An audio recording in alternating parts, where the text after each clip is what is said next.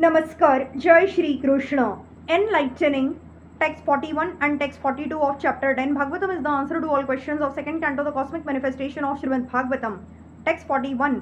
Sattvam Rajastama iti tisrah sura nru narakah tatrapye kaikasho rajan vidyante gatayastridha yadai kaikataro anyabhyam swabhava upahanyate. According to the different modes of material nature, the mode of goodness, the mode of passion, and the mode of darkness, there are different living creatures who are known as demigods, human beings, and hellish living entities.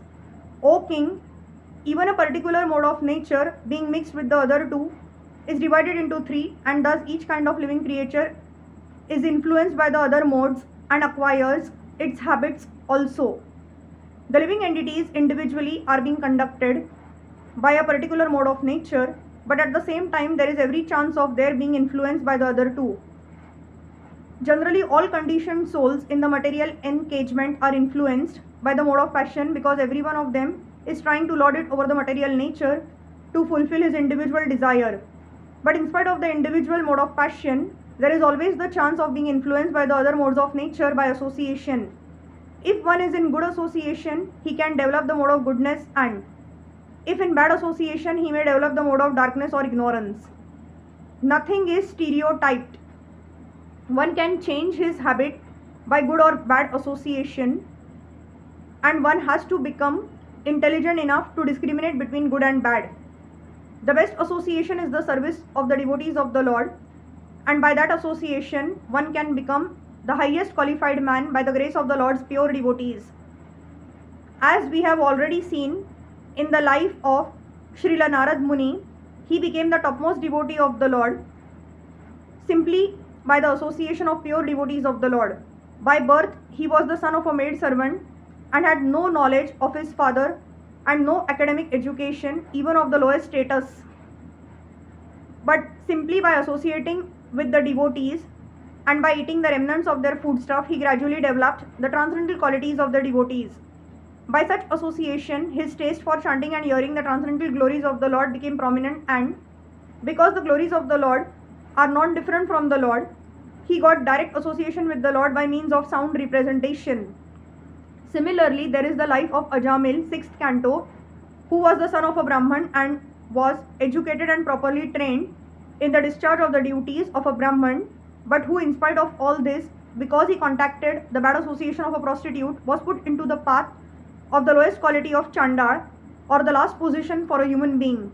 Therefore, the Bhagavatam always recommends the association of the Mahat or the great soul for opening the gate of salvation. To associate with persons engaged in lording it over the material world means to enter into the darkest region of hell. One should try to raise himself by the association of the great soul. That is the way of the perfection of life. Text 42. Sa e Vedam Jagat Dhata Bhagwan Dharma Rupa Dhruka Pushnati Sthapayan Vishwam Tirayan Nara Suradi Bhiha. He, the personality of Godhead as the maintainer of all in the universe, appears in different incarnations after establishing the creation, and thus he reclaims all kinds of conditioned souls amongst the humans, the non-humans, and the demigods. The Supreme Personality of Godhead, Vishnu, incarnates himself in different societies of living entities to reclaim them from the clutches of illusion, and such activities of the Lord are not limited only to human society. He incarnates himself even as a fish, hawk, tree, and many other forms. But less intelligent persons who have no knowledge of him deride him even if he is in human society as a human being. The Lord therefore says in the Bhagavad Gita 9.11, Avajananti mam mudha manushim tanum ashritam param bhavam ajananto mama bhuta maheshwaram.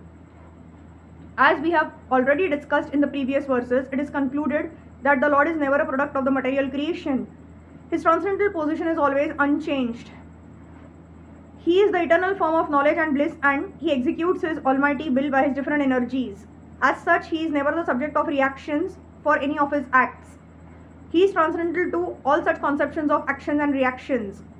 Even if he is visible in the material world, the exhibition is only of his internal energy, for he is above the good and bad conceptions of this material world. In the material world, the fish or the hog may be considered lower than the man. But when the Lord appears as a fish or hog, he is neither of them in the material conception. It is his causeless mercy that he appears in every society or species of life, but he is never to be considered one of them. Conceptions of the material world such as good and bad, lower and upper, important and insignificant are estimations of the material energy, and the Supreme Lord is transcendental to all such conceptions. The words Param Bhavam or transcendental nature can never be compared to the material conception.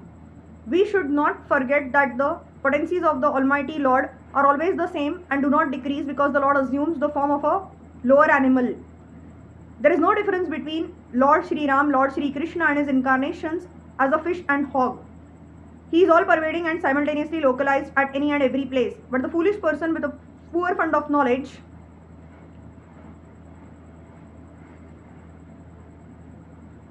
for want of the Param Bhavam of the Lord cannot understand how the Supreme Lord can take the form of a man or a fish. One compares everything to one's own standard of knowledge, as the frog in the well considers the sea to be like the well. The frog in the well cannot even think of the sea, and when such a frog is informed of the greatness of the sea, it takes the conception of the sea as being a little greater than the well. As such, one who is foolish about the transcendental science of the Lord will find it difficult to understand how Lord Vishnu can equally manifest himself in every society of living entities.